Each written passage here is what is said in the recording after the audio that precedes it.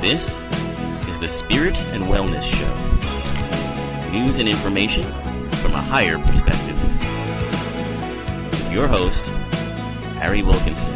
Hello. This is your host, Harry Wilkinson, and welcome to the Spirit and Wellness Show.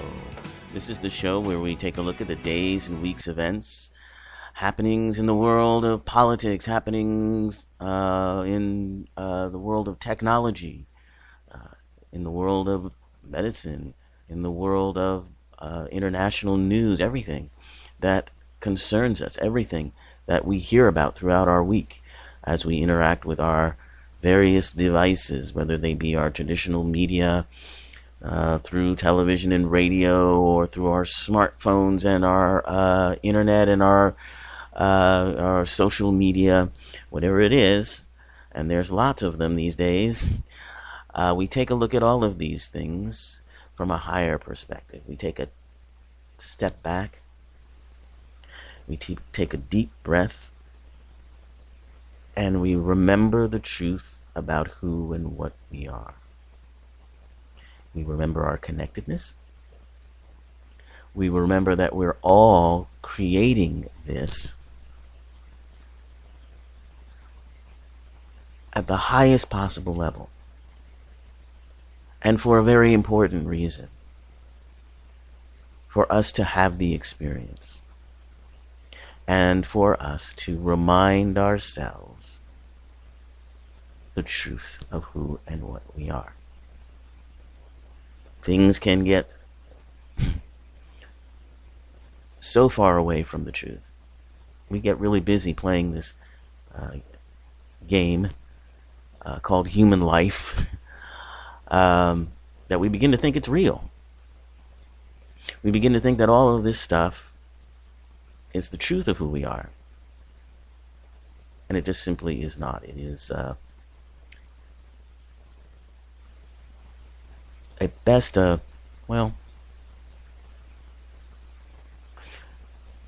illusion. And if you have some interest or some grounding or some history with Buddhism, you understand the idea of Maya, the illusion, the veil of illusion that we exist in, and how we break through that. If you're a fan of The Matrix, that also goes to that idea of truth, and that we are living by choice in various illusory dimensions, and that we're actually creating this all on our own at the highest level of our being. Now, of course, that suggests that there is a higher level of our being that goes beyond the physical, just what we feel and touch and smell and taste and hear with our 5 limited senses, that basically requires a belief. I don't know if it requires, but it's an understanding, or it's understood that there is more to us, there's more to you and to me than just the skin and bones and biological processes that sustain this body. Now, for some people, that's a rather controversial idea. For others, it's not controversial at all. Depends on your perspective. But here's the thing about, taking the higher perspective, even if there isn't a belief or an understanding of being beyond the physical body, you can still understand the idea of connectedness at some level. because in this day and age, we are literally manifesting that in a much more concrete, material way via the internet and our social media and our smartphones and everything else. We are connected into like a group mind in many ways. Now, granted, you may have noticed from the news that perhaps this mind that we are all connected to on some level, it appears to be split. In other words, we have, at least as far as certain social or humanitarian ideas, it seems like we have two minds, at least, about how to go about things, and we find those minds in conflict quite a bit. And you see it reflected, of course, in the political schism that we have between progressives and conservatives, and within those factions there's splits as well. So how can we be one and still have these split minds? Well, here's my take on it. The split minds are actually illusions. That's not the truth of who we are. The split minds exist, again, for a certain reason, to experience certain things. And they bring us to the point of an understanding, eventually, of our oneness. And I know that can be really hard to believe. Sometimes I doubt it myself, but I do understand that. And I think that that is what guides me through.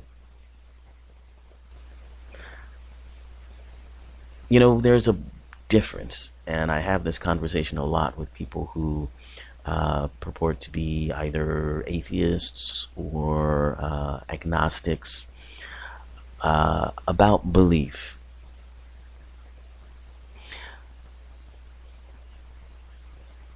And the thing that about belief, there's two things about spirituality and religion. And I have this conversation with them a lot on this issue, that religion and spirituality are not the same thing, and in fact, quite often work in cross purposes. And we see that in the number of people who are not engaging with traditional religions, but are exploring their own personal spirituality. Spirituality, I've always said, is a personal thing. It's something we all have to varying degrees. We all have a sense of spirituality. We all have a sense of transcendence.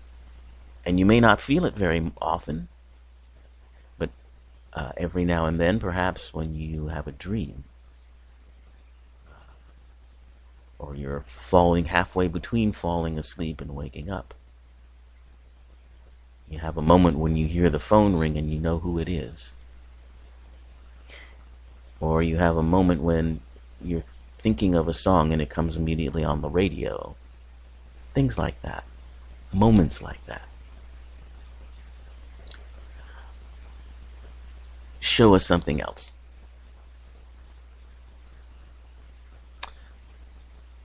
So, in that sense of connectedness of our own personal spirituality, there is an understanding, a knowing. And that is really hard to reconcile with the empirical mind. The empirical mind is in a different space altogether. It's a different part of the brain. And it's fascinating that we have these two sides of the brain to handle each one of those things. we give an awful lot of power to the empirical mind. We call that the left brain, I believe, is the part of the brain that handles that. And often we give it exclusive domain, so much so that it pushes down the other aspects because it doesn't know what to do with them. It's not supposed to. It's not built to do that. A really fascinating example of that is a woman by the name of Jill Bolte Taylor, who I've spoken about on this show before and talked about her amazing book, A Stroke of Insight. This is a woman who is a neurologist, a brain specialist, and had a massive stroke that taught her about the differences between right brain, left brain, and made her aware of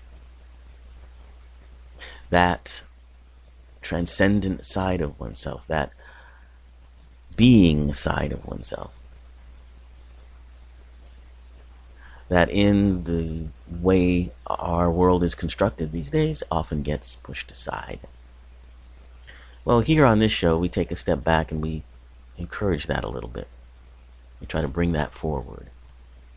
And we use that to help us get an understanding outside of our typical processing of the empirical mind, the typical duality, the bad, good, the yes, no, all of that stuff. And we take that step back and we go into that side of our brain to process it. And hopefully, perhaps it brings some insight. If not insight, just maybe a different perspective, or just a moment of relaxation, a moment of letting go.